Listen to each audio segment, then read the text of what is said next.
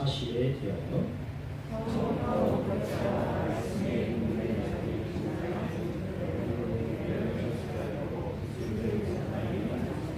그 모든 일을 그로부터 자세히 미루어 살핀 나도 데오빌로 가카에게 차례대로 써보내는 것이 좋은 줄 알았노니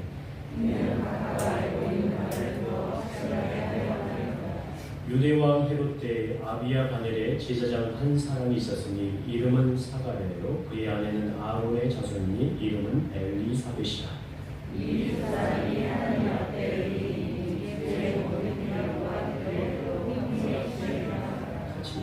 엘리사벳이 잉태를 못하므로 그들에게 자식이었고 두 사람의 나이가 많더라. 아멘. 오늘 제목의 말씀의 제목은 하나님의 은혜를 누구를 향하고 있는가라는 말씀이었거든요.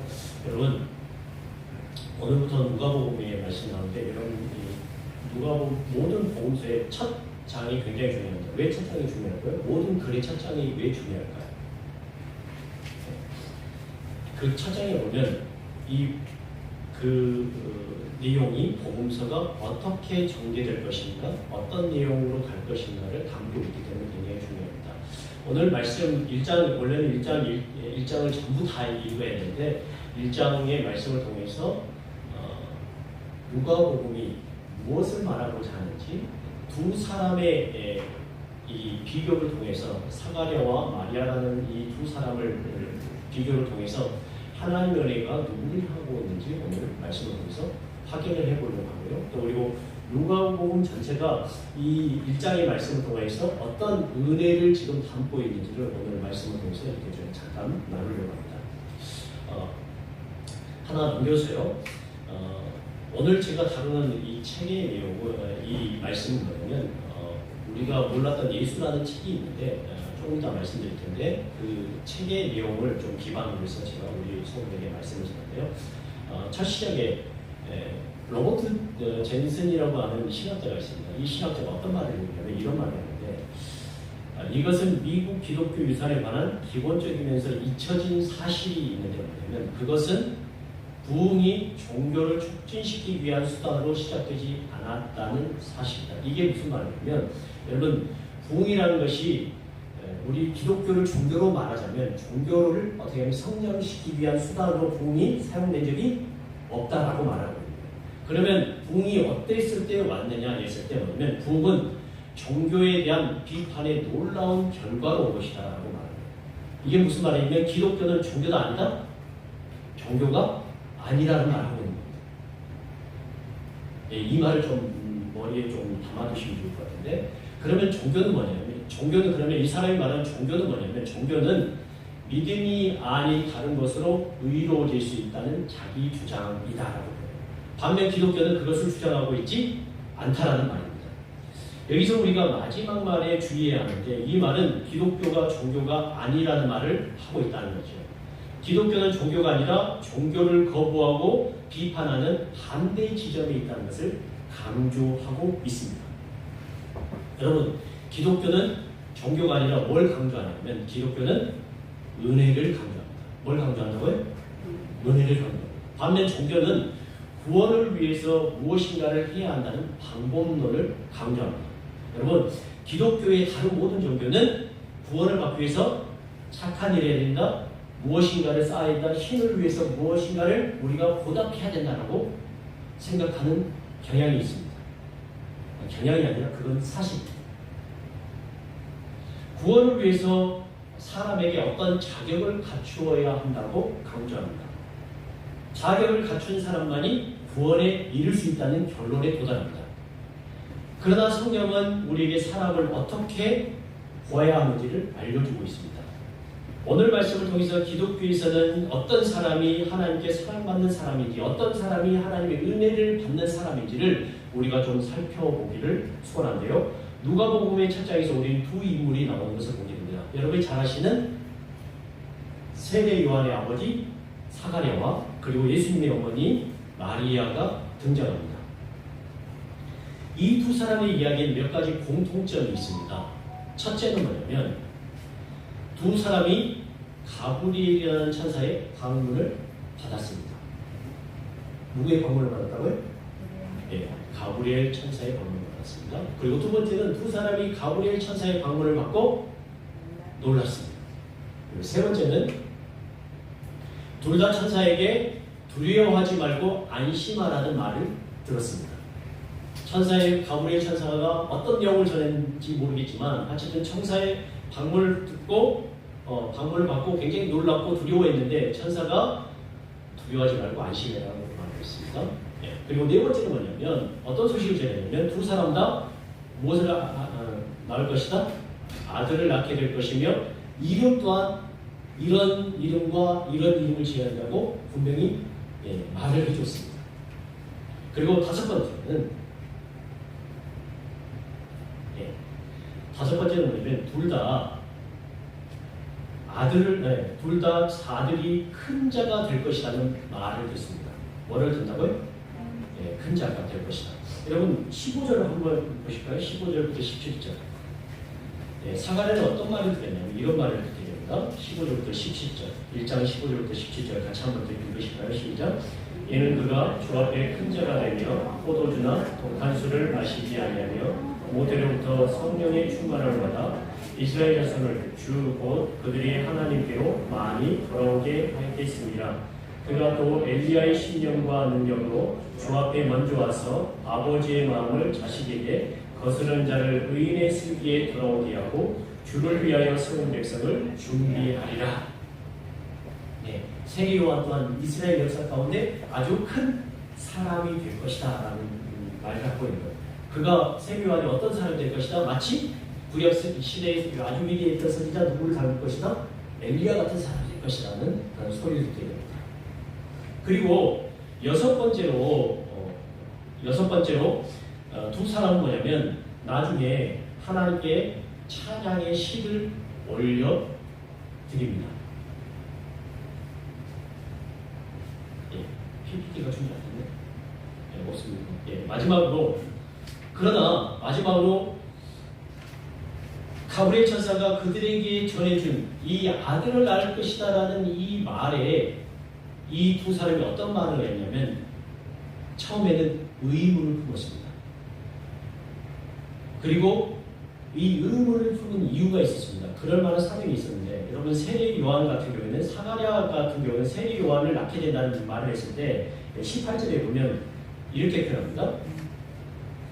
사가랴가 왜 가브리엘 천사의 말을 의심하게 됐냐면 18절 같이 한번 읽으실까요? 시작. 사가랴가 천사에게 이르되 내가 이것을 어떻게 하리요? 내가 늙고 아내도 나이가 많으니이다. 지금 아들 낳을 수 있다 없다? 없다는 거죠. 왜 그렇게 말합니까? 아이를 가질 수 있는 지금 나이가 아니고 이미 끝났다라고 표현해요. 끝났기 때문에. 그리고 마리아 또한 이 가브리엘 천사가 아들 낳게 된다는 그 이야기를 했을 때 의문을 품었는데 의심을 했는데 29절 보세요. 29절. 28절과 29절을 한번 읽으실까요? 28절과 29절 같이 읽겠습니다. 시작. 처녀가 그 말을 듣고 29절과 30절입니다. 시작. 처녀가 그 말을 듣고 놀라 이런 인사가 어찌는가 생각하며 천사가 이르되 마리아여 무서워하지 말라. 내가 하나님께 은혜를 입었느니라. 마리아가 의심할 수밖에 없었던 이유가 뭐 때문이었죠? 남자를 가까이 하지 아니한 여자인데 어떻게 아기를 낳을 수 있겠냐? 당연하죠. 두 사람 다 가브리엘 천사가 말한 그 말에 대해서 의심을 품을 수밖에 없는 사정이 있었다 없었다? 있었다는 거예요. 하지만 이 마지막 유사점에서 이 공통점에서 우리는 어떤 차이를 발견하게 되는데 사가랴와 마리아 두 사람은 의심을 품었지만 사가랴는 천사로부터 뭘 받냐면 책망을 받습니다. 반면 마리아는 이 가브리엘 천사에게 어떻게 보면 칭찬을 받습니다. 여러분 같이 의심을 했는데 왜 한 사람은 책망을 받고 왜 한 사람은 칭찬을 들었을까요?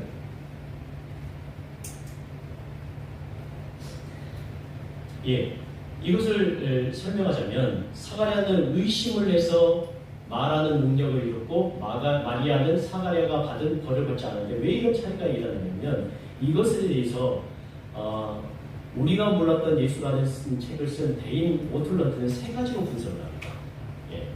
이 책을 쓰신 분인데 여러분 꼭 가서 읽어보시기 바랍니다. 그래서 하나, 이 세 가지로 분석. 첫 번째는 뭐냐면 왜 사가랴는 혼났냐면 첫 번째 뭐냐면 사가랴와 마리아는 의심을 했지만 정확히 똑같은 말을 하지는 않았다는 거예요. 네, 오타가 났습니다. 제가 죄송합니다. 사가랴와 마리아는 정확히 똑같은 말을 하지 않는데 사가랴는 이 가브리엘 천사의 말을 들었을 때 어떤 말이 있냐면 이런 말이 있다는 거예요. 내가 이것을 어떻게 알리오라고 말했다는 거예요. 10절에 보면 그러나 이 내가 이것을 어떻게 알리오라는 말은 이게 정확하게 보자면 이게 어떤 말이냐면 내가 무슨 근거로 이것을 확인할 수 있겠느냐라는 그런 뜻을 담고 있는 거예요. 반면 마리아는 사가랴가 했던 그 말과는 다르게 어떤 말이냐면 어찌 이 일이 있으리까 라고 물었다는 거예요. 34절에 보면. 그런데 왜 이 차이가 되냐면 사가랴의 반응은 마치 하나님이 천사를 통해 주신 말씀으로만 어떻게 하다? 충분하지 않다라고 여겼기 때문에 뭘 요구한 거라고요? 증거를 요구했다는 거죠. 마치 구약의 누구처럼? 생각하는 사람이 있죠. 양털 얘기했던 사람. 네? 그런 사람이 생각하는 게 있죠. 자, 반면에 마리아의 반응은 그와 반면 어찌 일이 있으리까 하고 했지만 그것을 어떻게 했다? 네, 다른 요구를 하지 않고 받아들였다. 두 번째, 여러분 잘 보시겠지만 가브리엘의 반응으로와 사가랴가 책망을 받았던 것으로 보아서 사가랴와 마리아의 마음속에서 어떤 일이 벌어지고 있는지를 우리가 짐작해 볼 수 있는 게 뭐냐면 성경에서 두 사람이 각각 내비친 의심의 정확한 본질을 마음의 상태를 말해주지 않았지만 가브리엘의 반응을 보지만 반응을 볼 때 사가랴는 이 천사의 말에 대해서 어떻게 했다? 네, 믿지 않았단 말이에요. 그러나 가브리엘의 반응을 봤을 때 마리아는 이 천사의 말을 어떻게 했다? 믿었다는 거예요. 우리가 그것을 어떻게 할 수 있냐면 사가랴는 가브리엘 천사로부터 책망을 받아서 뭘 못하게 됐죠? 벙어리가 되고 마리아는 칭찬을 받았다는 사실을 통해서 알 수 있는 거예요. 세 번째, 나중에 어떤 말을 듣게 되면 사가랴는 뭐냐면 믿음이 부족했다는 말을 듣게 됩니다. 반면 마리아는 믿음이 있었다라고 명확하게 이야기하고 있는데 20절을 보십시오. 20절 보시면 여러분 1장 20절 보십시오. 사가랴는 어떤 말을 듣게 되냐면 이 말을 듣게 됩니다. 같이 한번 읽으실까요? 시작. 보라, 이 일이 된 날까지 내가 말 못하는 자가 되어 능히 말을 못하리니 이는 내가 내 말을 믿지 아니함이거니와 때가 이르면 내 말이 이루어지리라 하더라. 자, 그리고 반면 45절, 1장 45절에 사가랴의 아내 엘리자벳이 마리아에게 어떤 말을 하고 있냐면 이런 말을 하고 있는 겁니다. 여러분 45절 한번 보실까요? 45절 같이 한번 읽으실까요? 45절 같이 한번 읽겠습니다. 45절 시작. 주께서 하신 말씀이 반드시 이루어지려고 믿은 그 여자에게 복이 있도다. 마리아는 어떻게 했다고요? 예, 그 말씀을 그대로 믿었다는 거예요. 그래서 이 데인 오틀란트라고 하는 사람이 이 세 가지 분석을 하면서 한마디로 두 사람을 정리했는데 어떻게 정리했냐면 이 말로 정리했습니다. 예. 사가랴의 경우, 죄송합니다. 사가랴의 경우 의심이 어떻게 했다고요? 믿음을 뒤덮었다. 그러나 하지만 마리아의 경우는 믿음이 의심을 덮었다라고 정리를 했습니다. 자, 그런데 우리가 여기서 한 가지 생각해야 될 점이 있는데 뭐냐면 여러분, 그런데 종교적인 눈으로 봤을 때 우리가 일반적인 눈으로 봤을 때 진짜 믿음의 고백을 해야 될 사람이 어떤 사람이 누구일까요? 사가랴, 제사장이 했던 사가랴일까요? 아니면 그냥 평범한 사람이 마리아일까요? 예, 쉽게 이야기하면 이겁니다. 목사인 제가 믿음의 고백을 더 해야 맞을까요? 아니면 지금 자리에 앉아서 말씀을 듣고 있는 수환이가 믿음의 고백을 더 해야 맞을까요? 사람들이 누가 더 믿음의 고백을 하려고 생각할까요? 예, 제가 그렇겠죠. 해야 되겠다고 생각하겠어요. 예, 종교적인 눈으로 봤을 때는 뭐냐면 당연히 사가랴, 제사장인 사가랴가 그런 믿음의 고백을 했을 것이라고 우리는 짐작하고 그 사람이 그랬을 것이라고 이렇게 믿을 겁니다. 사가랴와 마리아를 비교해 보면 우리는 아마도 칭찬을 받아야 할 사람이 사가랴일 것이라고 생각할 것입니다. 왜냐하면 사가랴는 마리아보다 사회적으로 더 우월한 사람이기 때문에 사가랴는 마리아하고는 다른 차원의 사람이었기 때문에 그리고 사가랴는 남성이었습니다. 마리아는 여성이었죠. 여러분 예수님 당시에 남성과 여성의 차이는 하늘과 땅 차이입니다. 여자는 재판의 증인으로 부른다 안 부른다? 안 부르는 사람이었어요. 그리고 사가랴는 나이가 많았습니다. 그리고 마리아는 이때 이 소식을 들을 때가 지금 학자들이 계산하면 이때가 10대였을 거라고 진단하고 있습니다. 그리고 사가랴는 종교적 엘리트에 속하는 제사장이었습니다. 반면 마리아는 평범한 소녀였습니다. 사가랴는 제사장이었고 경제적으로 안정적인 위치에 있었던 사람입니다. 유대인들에게 이스라엘 백성들의 제사장은 뭐냐면 오늘날 우리나라의 공무원과 같은 사람들이었습니다. 왜냐하면 이스라엘 백성들이 죄를 짓는 한 계속해서 이 제사장은 뭐냐면 일정한 분량의 헌금을 받아서 월급을 받아서 안정적으로 살 수 있는 그런 안정적인 직업을 가졌던 사람입니다. 반면 마리아는 가난했던 사람입니다. 예수님을 낳고 나서 2장 24절로 예수님을 낳고 나서 이 마리아가 드린 제사의 제물을 보면 이 마리아가 어떤 상태였는지 알 수 있는데 여러분 2장 24절을 보십시오. 2장 24절 보시면 마리아가 제물을 이런 걸 드립니다. 2장 24절 같이 한번 읽으실까요? 2장 24절 읽겠습니다. 시작. 또 주의 율법에 말씀하신 대로 상비들 한 쌍이나 혹은 어린 집 비둘기 둘로 제사하려 함이더라. 여러분 비둘기는 어떤 사람이 제물로 드냐면 어린 양을 살 여력이 되지 않는 가난한 사람들이 이 집비둘기로 제사를 드립니다. 그리고 사가랴는 결혼을 했죠. 그것도 누구랑 결혼을 했냐면 5절에 보면 명문가, 이스라엘 백성들에게 명문가였던 아론 제사장 계열의 딸과 결혼했습니다. 요즘으로 이야기하자면 사가랴가 삼성 재벌가의 딸하고 결혼하는 거랑 비슷한 겁니다. 반면 마리아는 이 가브리엘이 나타났을 때 약혼만 하고 결혼을 하지 않은 상태였습니다. 그리고 6절에 보시면 사가랴와 그의 아내가 어떤 사람이냐면 이렇게 다루고 있습니다. 6절 다 같이 한번 읽으실까요? 6절 1장 6절입니다. 시작. 이 두 사람이 하나님 앞에 의인이 주의 모든 계명과 규례대로 흠이 없이 행하더라. 그런데 마리아는 의롭다는 표현이 성경에 기록되어 있을까요? 없을까요? 없습니다. 이외에 한 가지 큰 차이점이 있는데 뭐냐면 곧 임신을 할 것이라는 가브리엘의 천사의 말을 들은 사가랴의 아내 엘리사벳은 이 소식을 듣고 기뻐해야 했을까요? 슬퍼해야 했을까요? 굉장히 기뻐해야 했습니다. 왜냐하면 13절을 보십시오. 13절을 보십시오. 여기 1장 13절입니다. 같이 한번 읽으실까요? 13절 시작. 천사가 그에게 이르되 사가랴야 부러워하지 말라. 너의 간구함이 들린지라. 네 아내 엘리사벳이 내게 아들을 낳아주리니 그 이름을 요한이라. 여러분 사가랴가 어떻게 했다고요? 아들 낳게 해달라고 오랫동안 기도해 왔다는 뜻입니다.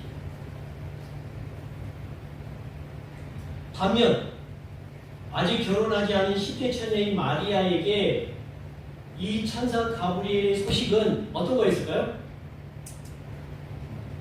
네, 파혼당하는 일이 있습니다. 그리고 자칫하면 이스라엘 사회에서는 혼의 임신은 사회적인 따돌림과 함께 잘못하면 어떻게 된다? 죽을 위험에 처해질 지경에 있었다.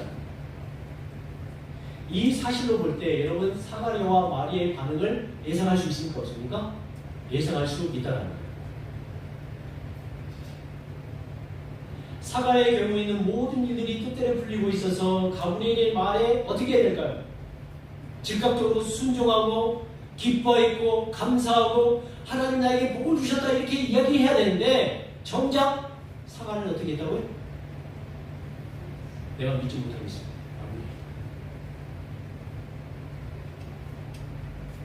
반면 마리아의 경우는 지금의 일이 믿음으로 고백할 만한 일입니까? 예, 만약 이걸 고백하면 어떻게 됩니까? 자신의 삶이 어떻게 될지 장담할 수 없는 상황이다. 그런데 오히려 사가랴의 반응이 믿음 없는 것이었고 마리아의 반응은 믿음으로 충만했습니다. 사가랴는 증거를 중했고 그 덕분에 뭐가 되었습니까? 덩어리가 되었죠. 마리아는 순종한 덕분에 칭찬을 받았습니다. 우리 예상은 빗나갔고 둘의 역할은 철저하게 뒤바뀐 상태가 되었습니다. 다시 표현하자면 사가랴는 유대사에서 철저하게 요즘 말로 인싸였습니다. 반면 마리아는 유대사회에서 어떤 사람이냐? 아싸였습니다. 아웃사이더. 그러나 사가랴는 아싸의 반응을 보이고 마리아는 인싸의 반응을 보였다. 하지만 사가랴가 나중에 믿음의 반응을 보이지 않는 것은 아니었던 것 같아요. 나중에 가브리엘 천사가 얘기했던 대로 낳은 아이의 이름을 요한이라고 지은 것을 보면 그가 믿음으로 섰다는 것을 알 수 있죠. 그러나 우리가 첫 반응을 보고 그들의 상태를 짐작해야 하는데 사가랴는 이 가브리엘 천사의 말에 첫 반응에 믿음으로 응답하지 않았고 마리아는 믿음으로 응답했다는 것을 볼 수 있습니다. 누가복음은 두 사람의 이야기를 통해서 누가복음 전체의 색깔을 드러냅니다. 누가복음 곳곳에 기록된 예수님의 사역에서 보이는 예상 밖의 상황이 나타나는데 여러분 사회적 약자가 하나님의 나라에 받아들여지고 오히려 사회적인 강자라고 생각했던 제사장들과 안정적이고 모든 경력을 갖추었고 좋은 학력을 가졌고 그리고 우리가 세상에 들어오자면 굉장히 존경받을 만한 그 사람들이 어디에 들어오지 못했다고요? 하나님의 나라에 들어오지 못했다는 것을 말합니다.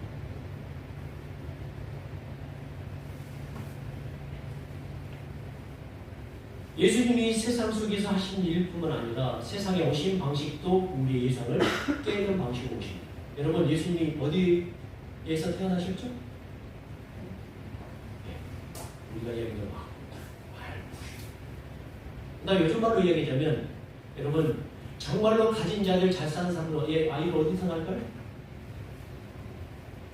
네, 상상해 보시면 돼요. 그런데 정작 예수님은 밖에서 산후조리가 아니냐 병원이냐 아닌 밖에서 야외에서 태어났다는 것을 말합니다. 여러분 종교는 자격을 말합니다. 반면 기독교는 자격이 아니라 무엇을 요구한다고요? 믿음을 요구합니다. 자신에게 처한 일이 아니라 무엇이 더 중요하다고요? 믿음이 더 중요합니다. 불가능한 일이 우리 자신에게 일어날 때가 있습니다. 자격 없는 우리에게 일어나는 일을 무엇으로 받아들여야 한다고요? 믿음으로 받아들이는 것을 여러분, 여러분은 예수님을 믿을 자격이 됩니까? 되지 않을 겁니다. 누구랑 비교해보면 다른 사람들과 비교해요. 여러분 예수 믿을 자격이 안 될 겁니다. 그러나 그 자격 없는 우리에게 무엇을 요구하신다고요? 예수 그리스도를 믿고 하나님을 믿음으로 받아들이면 우리가 하나님 나라에 이미 들어가 있으며 들어가는 자격을 갖추게 된 사람들이 된다는 거죠. 그것이 하나님의 백성이 되는 일의 가장 중요한 첫걸음입니다. 그리고 첫걸음일 뿐만 아니라 우리 믿음의 삶에 있어서 모든 것이라는 것을 기억하시기 바랍니다. 여러분 예수를 믿는 사람에게 가장 필요한 것은 무엇이라고요? 믿음입니다. 여러분의 자격이 아님을 기억하시기 바랍니다. 제발 내가 무엇 때문에 고민하는 일을 생각해 봐야 돼요. 여러분 믿음이 있고 없고는 우리가 인생에서 가장 중요하게 되는데 우리는 뭐냐면 자꾸 교회에 나오고 종교 생활을 하려고 하는 그 임의 가운데 내가 교회에 무엇을 해야 된다, 내가 무엇을 가져와야 된다, 내가 무엇을 드려야 된다고 생각하는 분이 더 많다는 거죠. 그러나 그것은 주님 앞에 그 어떤 수단도 되십니다. 주님 우리에게 이렇게 말씀합니다. 내가 너희들에게 바라는 딱 한 가지. 내 은혜가 너희들에게 어떻게 갔는지 아느냐? 너희들을 보는 것이 아니라 나를 보고 믿음으로 나에게 와야 된다. 누가복음은 이런 이야기로 가득 차 있습니다. 여러분, 예수님의 사역에서는 이러한 이유로 가득 차 있습니다. 예수님이 가장 싫어했던 사람들이 누구였는지 아십니까? 예. 하나님을 믿는 일을 종교로 변화시킨 사람들이었습니다. 바리새인들과 사두개입니다. 여러분, 그들은 저와 같은 사람들이었습니다. 그런데 그 사람들이 예수님이 가장 싫어하는 사람들이었습니다. 왜냐하면 하나님을 믿는 일을 종교로 바꿔버렸기 때문에. 그러나 우리가 하나님 앞에서 살아가는 가장 중요한 방법 중에 하나는 여러분 자격과 어떤 다른 방법론을 강조하지 마시고 제발 믿음으로 살아가시기 바랍니다. 그 믿음에 여러분에게 있어야 될 것은 아무것도 없다는 사실을 기억하시면서 살아가시기 바랍니다. 하나님의 은혜는 자격이 아니라 믿음이 있는 자에게 행하고 있습니다.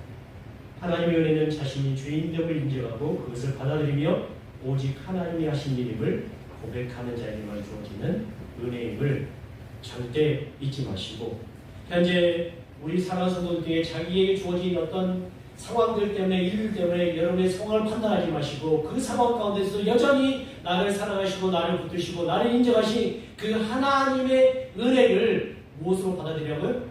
믿음으로 받아들여서 정말 감사하며 감격하며 그렇게 살아가시는 모든 성도들이 되시길 주님의 이름으로 간절히 축원합니다. 아멘.